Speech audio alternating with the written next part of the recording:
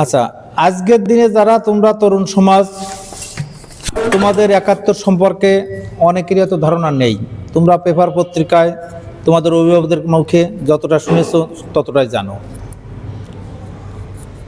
এবং আমরা যদি ভাবি যে ৭১কে আমরা এত কেন গুরুত্ব দিই, ৮১ না, ৬১ না, ৯১ না, ৭১ আমাদের কাছে কেন এত গুরুত্ব, তাই না?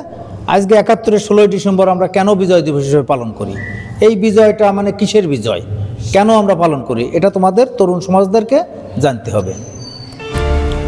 আজকের দিন যদি আমরা দেখি, বর্তমানে তোমরা বর্তমান প্রেক্ষাপটে যে রাজনীতি তোমরা বোঝো, আজকে আমাদের কারা আছে?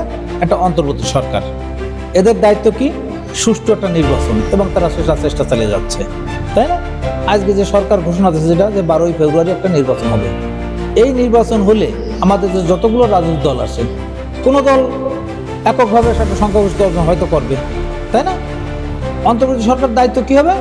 তাদেরকে ডেকে বলা যে আপনার দল, যে দল সংখ্যা 300 আসনে ভোট হবে, যারা 151 অধিক পাবে, তারা সংখ্যাগরিষ্ঠতা, জগদীশ সিং অরোরা, এরা 16ই ডিসেম্বর সকাল 10টায় রেসকোর্স ময়দানে এইরকমভাবে টেবিলে বসে তাদের মানে দলিল আকারে আত্মসমর্পণ, যে না আমরা নেই। আর সেইটা আমাদের শোষণ বা বঞ্চনা থেকে মুক্তির একমাত্র উপায় ছিল। সেখান থেকে আমরা বিভিন্নভাবে হয়তো নির্যাতিত হয়েছি, নিষ্পেষিত হয়েছি। বিভিন্ন রাজনৈতিক দল তারা বিভিন্নভাবে ফর্ম করতে পারে নাই, ছাত্র সমাজ সমস্যায় পড়েছে, যার কারণে বর্তমান অবস্থা আমরা দেখছি। এই জন্য আমাদের সবাইকে ৭১কে কখনোই আমরা ভুলে যাব না। ৭১-এর স্পিরিটকে ধারণ করে নিয়েই সামনে আমাদেরকে এগিয়ে যেতে হবে। সবাই ভালো থাকবা, ধন্যবাদ। আজকে 16ই ডিসেম্বর, সবাই আমরা জানি যে আজকে আমাদের মহান বিজয় দিবস। এই যে মহান বিজয় দিবস, আমাদের শ্রদ্ধেয় দুজন স্যার ইতিমধ্যে আমাদের ইতিহাস সম্পর্কে যথেষ্ট পরিমাণে বলেছে, আপনারা জানেন। আমি দুই একটা কথা একটু অ্যাড করি। সেটা হলো যে আমাদের যে আত্মসংগ্রামে যে ইতিহাস, এটা কিন্তু শুধুমাত্র ৭১ না। আমরা যদি আরও পিছনে তাকাই, আমাদের ব্রিটিশ যে শাসন ছিল বা তারও আগে বিভিন্ন যে উপনিবেশিক শক্তিগুলো ছিল, তাদের বিরুদ্ধে আমরা যে বাঙালি জাতি সবসময়ই একটা দৃঢ়চেতা মনোভাব এবং স্বাধীন থাকার একটা প্রত্যয় সবসময় আমাদের ভিতরে ছিল এবং এখনও আছে। এই বাঙালি জাতি কখনো কারো কাছে মাথা নত করে না। এটাই হচ্ছে দেশ নামক যে ভূখণ্ড, আমরা এখন বলছি যে বাংলাদেশের আজকের মহান বিজয় দিবস।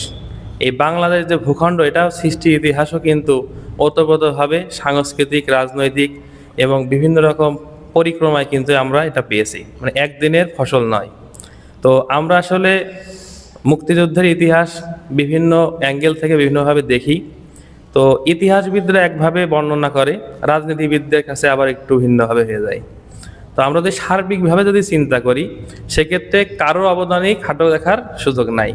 পাশাপাশি আমাদের যে অঙ্গীকার যে বাংলাদেশ একটা ক্ষুধা দারিদ্র্যমুক্ত এবং স্মার্ট বাংলাদেশ গড়ে উঠবে, সেক্ষেত্রে আমরা যারা, বিশেষ করে আমি যেহেতু লাইভ স্টকের আপনার ইনস্ট্রাক্টর, আমার প্রাণী সম্বন্ধে একটু বলবো যে বাংলাদেশকে যদি আপনি স্মার্ট বাংলাদেশ বানাইতে চান, ক্ষুধা এবং দারিদ্র্যমুক্ত দেশ যদি গড়তে চান, তাহলে অবশ্যই আপনাকে আমাদের প্রাণী সম্পদ খাতকে এগিয়ে নিতে যেতে হবে। আমার যারা শিক্ষার্থীবৃন্দ আছেন, আপনাদের কাছে আহ্বান থাকবে, আপনারা দেশপ্রেমের অনন্য নজির হিসেবে অবশ্যই আপনারা চাইবেন যে আপনারা যেন সততা দিয়ে আমাদের প্রাণী সম্পদকে টেকসই এবং উন্নয়নের দিকে নিয়ে যেতে হবে। আমরা জানি যে আমাদের এসডিজি একটা প্রকল্প আছে, 2030 সালে শেষ হবে। মোটামুটি আমরা জানি এসডিজি 17টা অভীষ্ট আছে, আমরা প্রায় সবগুলো লক্ষ্য অর্জন করতে পেরেছি। আমাদের পরবর্তী যে রাজনৈতিক সরকারগুলো আসবে, তারাও হয়তো এই বিষয়ে পদক্ষেপ নেবে। পাশাপাশি আমরা ব্যক্তি হিসেবে সৎ এবং দেশপ্রেমিক হব, এই অঙ্গীকার ব্যক্ত করে আমার সংক্ষিপ্ত বক্তব্য এখানে শেষ করছি। লাইফ সায়েন্সের পক্ষ থেকেও আপনাদেরকে ধন্যবাদ। আমাদের শিক্ষকবৃন্দ, আপনারা সময় দিয়েছেন, এজন্য আপনাদেরকে ধন্যবাদ। পাশাপাশি যারা কলা কুশলী আছেন, সাংবাদিক মহোদয় আছেন, বা আপনার প্রিন্ট মিডিয়া যারা কাজ করছেন, আপনারা এসেছেন, এজন্য আপনাদেরকে ধন্যবাদ জানাচ্ছি। ধন্যবাদ সবাইকে।